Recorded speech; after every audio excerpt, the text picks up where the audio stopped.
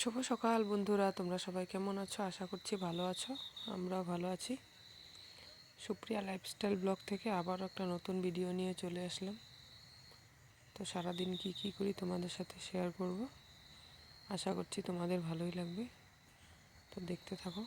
ঘুম থেকে উঠে মোটামুটি ওইদিকে বাইরের কাজ কমপ্লিট করে এসে এদিকে রুটি বানানো আরম্ভ করে দিলাম। 2 দিন যাবৎ রুটি করছি না, তার জন্য আজকে রুটি করলাম। রোজ রোজ রুটি খেতে ভালো লাগে না, তো দাদা ভাইয়ের অল্প কাজ আছে, তো বাইরে যাবে, তার জন্য রুটি করলাম।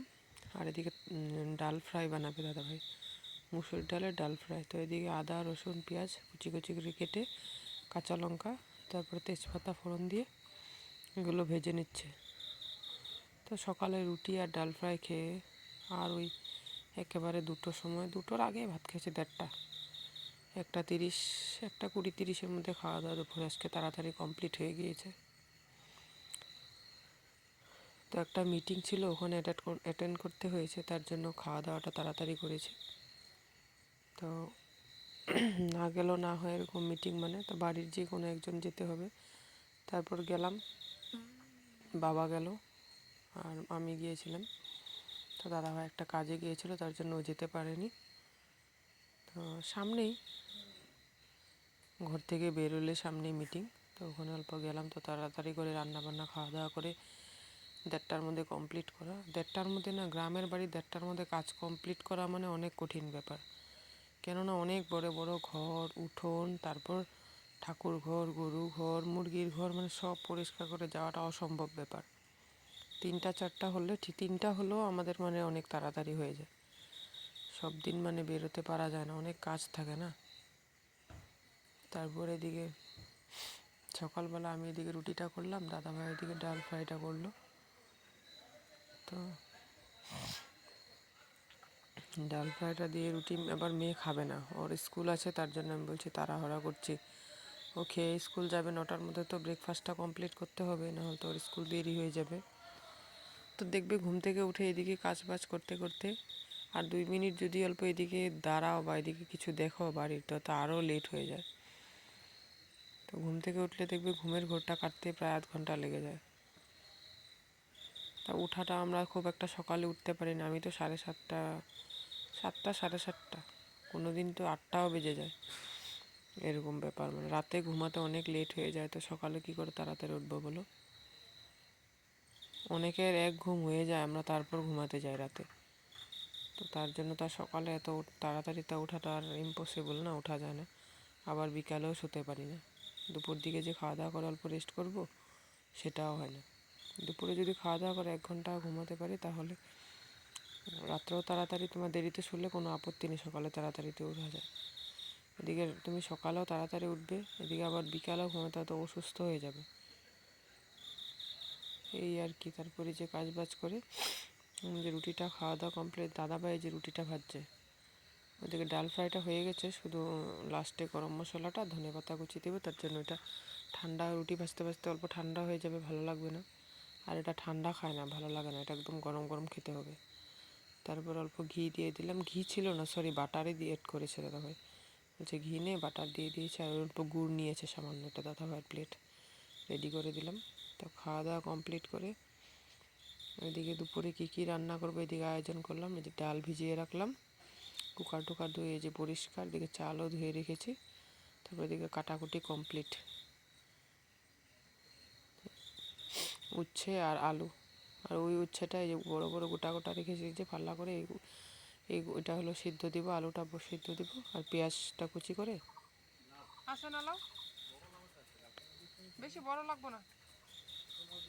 এই যে এখন যাচ্ছি তোমার জানলার নিচে, তো লাউ একটা আনবো।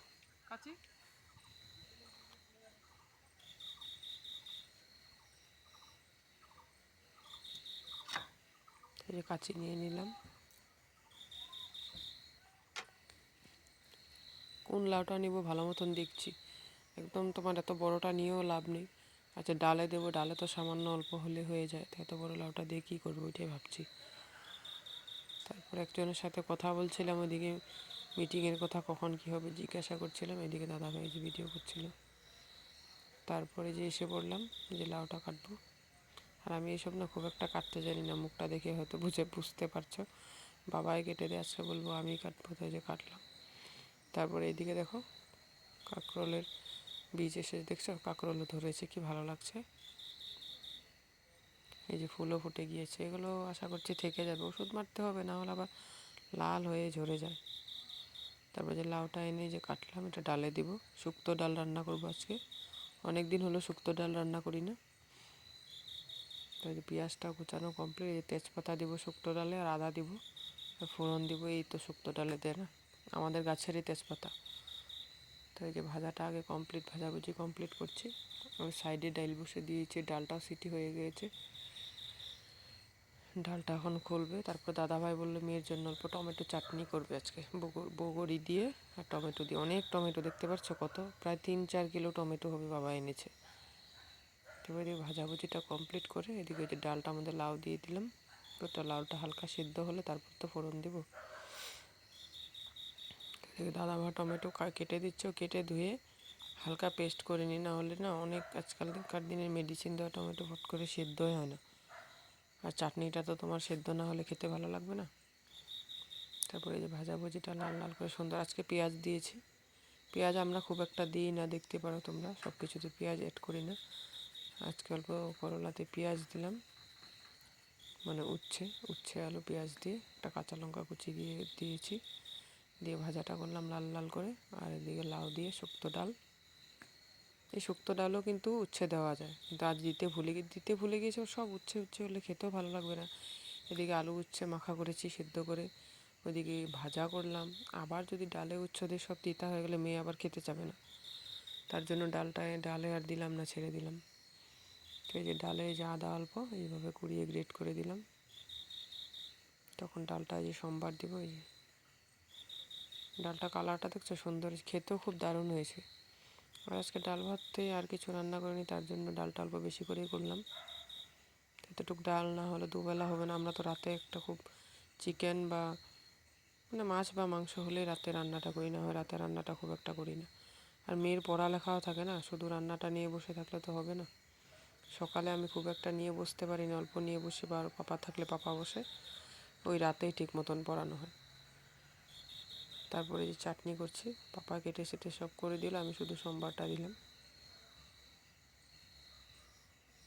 তেজপাতা শুকনো লঙ্কা আর পাঁচফোড়ন দিলে হয়, কেউ অন্য কিছুতে যে যা দেয় মানে। আর তো দিয়ে এই যে গুঁড়িয়ে দিয়েছি পুরাটা, দেখলাম হালকা মিষ্টি কম, তা ওখানে অল্প চিনি দিয়ে দিলাম।